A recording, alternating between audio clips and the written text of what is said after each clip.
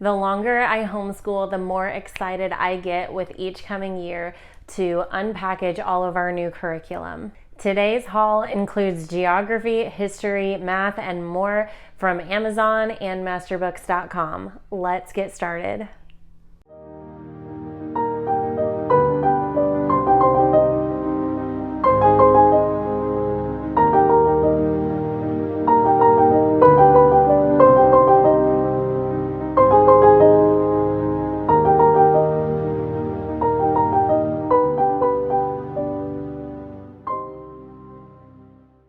Hey guys, it's Livy with Daisy Chain Principles. I make homeschool content to show you how to make your homeschool routine more functional and beautiful and connected with your kids. So welcome or welcome back. I am missing just one curriculum in this haul, and that is Gather Round. That's what I'm using with my son, not my daughter, this year for all his language arts, history, and geography. Literally everything except math. If you are someone also using Gather Round curriculum this year, then you know exactly why I don't have it yet.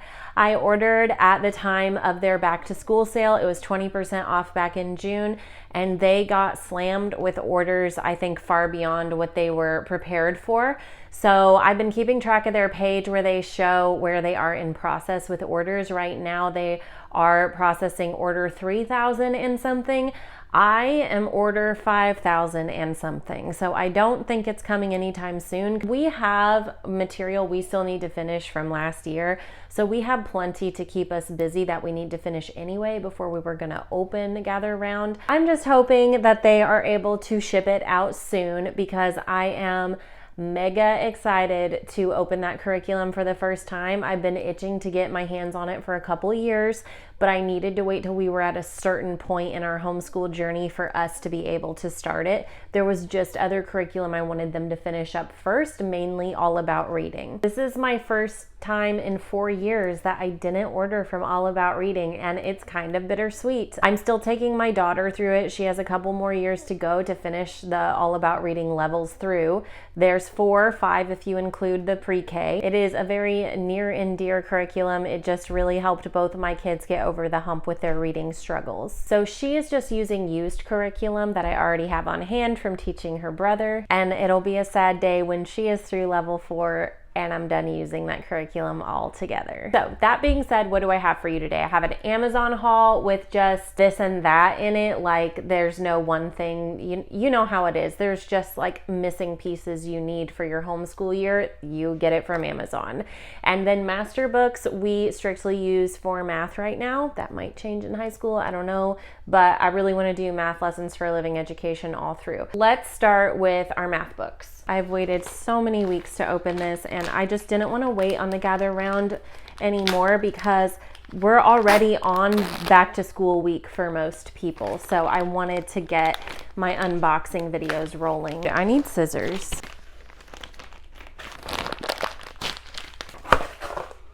Beautiful. Math lessons for living education level 5 is for my 11-year-old son. This is a combination of both Spiral and Mastery. It has biblical-based messages throughout it, a little bit of science mixed into some of the lessons, some very easy, user-friendly crafts to do from home with items you already have around your house, or maybe grab a few from the Dollar Tree, which I appreciate. I will show you some sample pages from this one.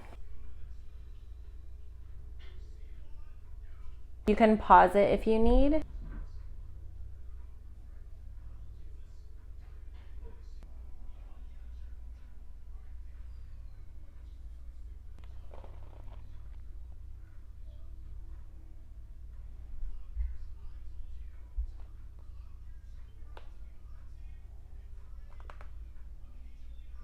I love how simple and open and go this is. My kids respond really well to the teaching style. I do not prepare the lessons. I don't look ahead at them. Like, I'm really tight on time to homeschool in general. So I just open it to the next page the next day and do the lesson, read the instructions as I go, figure it out as we go. We do time blocking instead of going per lesson. So sometimes we do less than a lesson. Sometimes we do 2 or 3 lessons at once. Also, even though there are crafts in here and sometimes I need to buy supplies or prepare supplies for it, I just don't. Like if we run into, okay, let's say that we open the book and we run into a craft or a hands-on project that we need more supplies for, I'll bookmark it, skip it, go to the next lesson, and then I know in my mind, okay, tomorrow I need to run into Walmart, I need to run into the Dollar Tree, I need to get this ready in my kitchen. And then we'll go backward and do the craft when we're ready for it. And level 3 of math lessons for a living education for my daughter, super cool to start redoing levels I've already taught. If you have multiple children, you just know how special that feels and how confident you get knowing like I've already taught this once, it works, I get to do it again. We'll say that up until level 4, it's very copy work heavy. Some people skip those pages. I don't. I think they're good. And let me show you some sample pages from this level.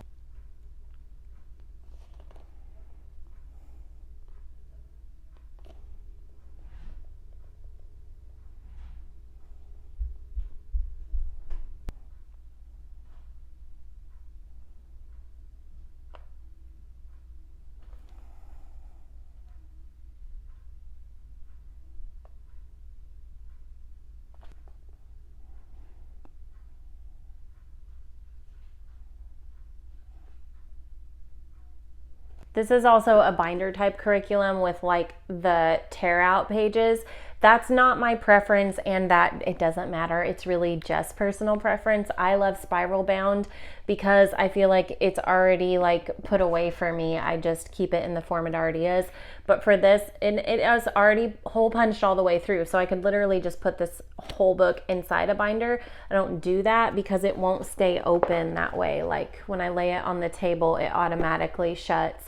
So I tear out each page as we go and then store the page inside a binder. I have all of their math books stored away for memorabilia and records that way. So this completes our math haul. These cost about $40 each. Not bad at all if you've shopped for any homeschool curriculum at masterbooks.com. Okay, let's move on to our little miscellaneous Amazon haul. We have already got into this, so some pieces are kind of missing, but I'll explain what they are. I buy new sensory toys for my kids every year. I highly recommend letting your kids have sensory or fidgets when you're reading to them and when they're doing school in general. And what's cool is they will never outgrow this. It's so nice. Have you ever like been focusing on something that was difficult and had Play-Doh in your hand?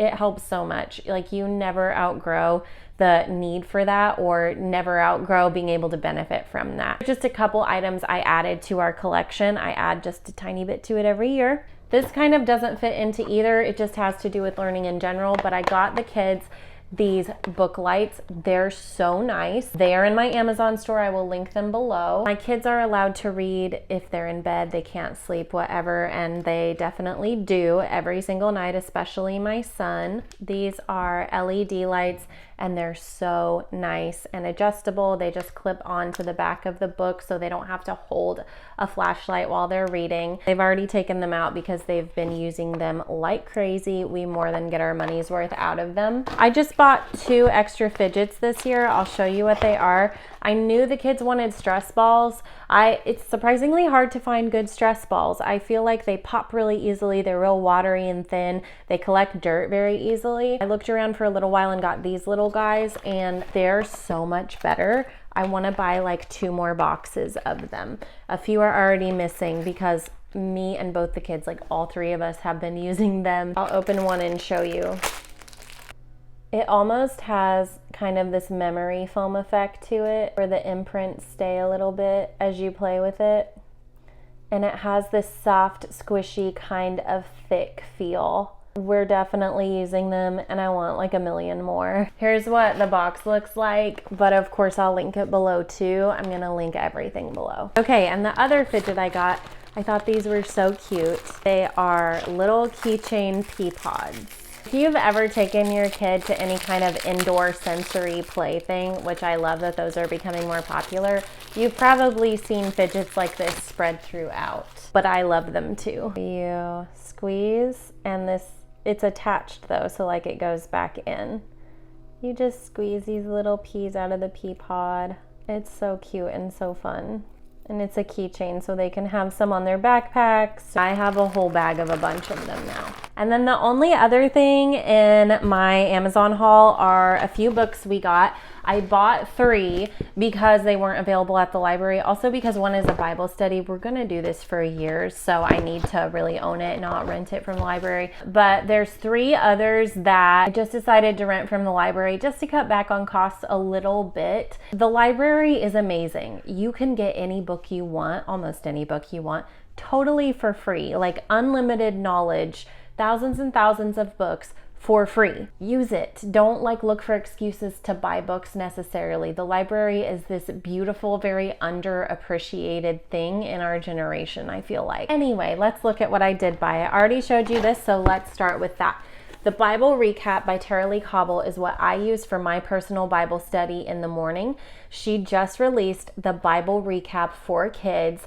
I am so excited. They are shorter lengths of study time for kids. It's more kid friendly, skips over maybe some more mature content or makes it more kid friendly just until they're older and can do the full study. But it's so hard to navigate, really teaching our kids historical facts, the Bible from the perspective of Old Testament scholars who understand the culture and can help fill in the gaps where some of us maybe don't understand scripture because we're not familiar with how the culture was. Then it can make the Bible confusing to read.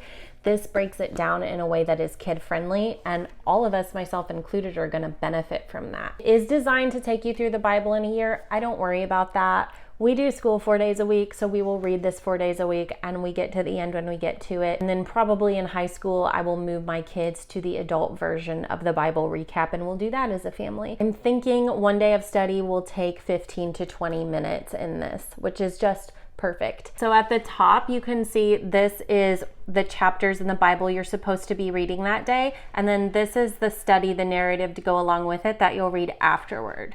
Also, let me run to the bookshelf real quick and show you the Bible that we'll be using. I bought this Bible 1 or 2 years ago, and we just never used it because we ended up reading straight from devotional books instead. But now we're going to be breaking it out. So let me show it to you real quick. Okay, this is the Explorer Bible for Kids. I already have this linked in my Amazon store. It just has these awesome nuggets throughout it. It shows picture of real archaeological findings connected to stories in the Bible. Here it shows a visual of rebuilding the temple, or here's an artist picture of the Valley of Jehoshaphat right here. On this side is a sculpture made of Job tearing his clothes. This stuff will be just more nuggets to pull over and park on as we read. There is a book I want to buy. I'm just reminded of it. That is called Maps from the Bible or something like that. I'll link it below. You have to remember that geographical locations have changed so much in the last 2,000 years. Some of the cities that used to exist don't anymore. So I think it would be so complementary, so powerful to have these ancient maps to then compare to modern day maps and just show it to the kids as part of our Bible/geography daily. So that is just one more suggestion to add to this study. This is for my kids who are 11 and 8 years old. I think middle school is kind of perfect. Elementary too. Now, if you have a first grader, this might be a little mature. I don't know. We did the Louis Giglio books. There's 3 devotionals for kids from Louis Giglio, and I thought that was absolutely perfect for elementary age. That's also linked in my Amazon store. I highly recommend. And again, those books are always going to be special to me because my kids loved them so much and we learned from them for so many years. Okay, moving on to book 2 of 3, Catherine Called Birdie. I vaguely remember this being on our shelf when I was a kid, when I was homeschooled. I can't remember if I personally read it or not, but this is a Newbery Honor book, and it goes along with our Middle Ages unit study we are doing with Gather Round. For each unit study we are doing, we are then, after the unit study is completed, reading a chapter book to complement that study with a living book. It says, Catherine never gives up or loses her spirit. She still fights for what she believes in, women's rights, herself, living the life she wants. Rebellious Catherine is the daughter of a well-off family in 14th century England. Girls like her are expected to obey their parents and sit quietly with their sewing, not go off on adventures. Her mother wants to teach her how to be a lady, and her father wants to marry her off, but Catherine herself has other ideas. It's fun for the kids because it is fiction, but it's historical fiction, so it's theoretically going to have historical accuracies about the culture in the Middle Ages, England specifically. Okay, and then the last book I bought is called Viking Tales by Jenny Hall. You can guess. This is to complement the Vikings unit study. Explore the world of the Vikings. Viking Tales is the thrilling story of Harold Fairhair. Starting at his birth, it follows through his many adventures until he unites Norway as its king. As the Viking population grows, their lust for adventure takes them on many brave journeys, discovering and settling foreign lands, even setting foot in America. This edition features a large font for easy reading by young readers and all the original images, a pronunciation guide, and teacher's notes. It's very helpful. Let's take a look inside because I think this one has illustrations. Catherine Called Birdie does not have illustrations in it. There's this map in the beginning.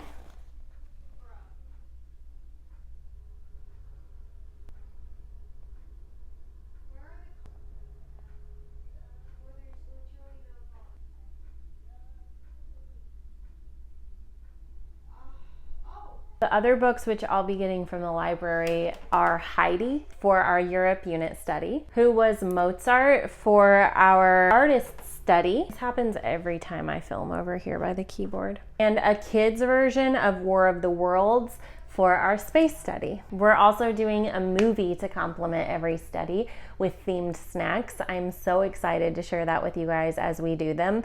If you want to see what movies they were, check out my previous video revealing our language arts, history, geography curriculum. I will link that below. And that is everything I had for you guys today. I hope you enjoyed and learned a little and got some inspiration.